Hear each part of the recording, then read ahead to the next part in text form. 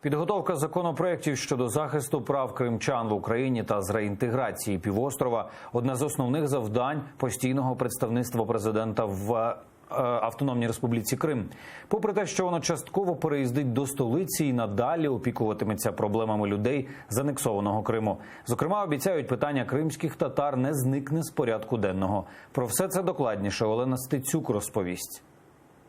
Крим – це насправді неймовірна краса. Я хочу, щоб і наші кримчани, і всі кримчани могли насолоджуватися цією красою без загроз з боку держави-окупанта. Оновлений склад постійного представництва президента в Криму вперше перед журналістами разом. До столиці представництво переїхало частково, тож переконують, це не позначиться на захисті прав кримсько-татарського народу.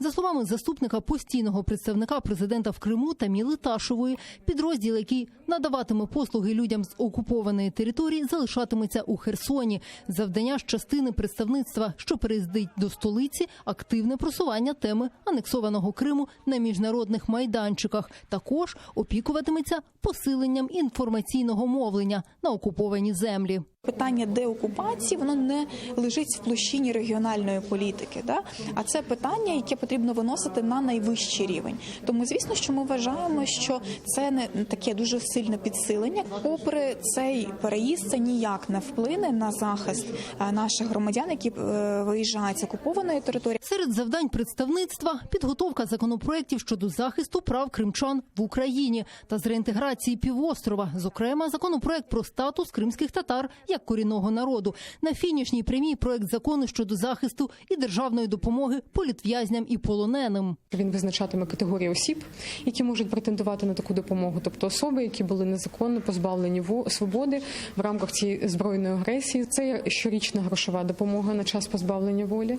Це і питання допомоги після звільнення разової для відновлення і реабілітації особи. Це питання медичної допомоги. А ось питання кримсько-татарської національно-територіальної автономії у складі України слід винести на широке обговорення, заявив постійний представник президента в Криму Антон Кориневич і зазначив, що цю тему опрацьовує експертна рада при представництві. Ми повинні це питання вивести на рівень якогось дискурсу більш широкого, ніж воно є наразі. Тобто для того, щоб суспільство розуміло, що насправді мається на увазі, що там немає загроз можливого сепаратизму чи ще чогось, бо наразі ми бачимо, що суспільство, очевидно, дійсно не дуже розуміє, про що це. Не оминули у представництві і тему репресій проти кримських татар. Українська сторона засуджує вирок російського суду 6 особам у справі Хізбут-Тахрір. Антон Кориневич назвав його воєнним злочином. Сприяємо належному документуванню таких фактів і, відповідно, направленню відповідних повідомлень в той же самий Міжнародний кримінальний суд. І це може бути, до речі, дуже цікаво для Міжнародного кримінального суду. Ще ніколи, по суті, в своїй практиці вони не говорили про саме незабезпечення права на справедливий суд як воєнний злочин. А ще у представництві президента в Криму заявили чітку позицію і надалі не постачати воду на території анексованого Криму. Олена Стецюк, Асан Емінов, Заман, АТР.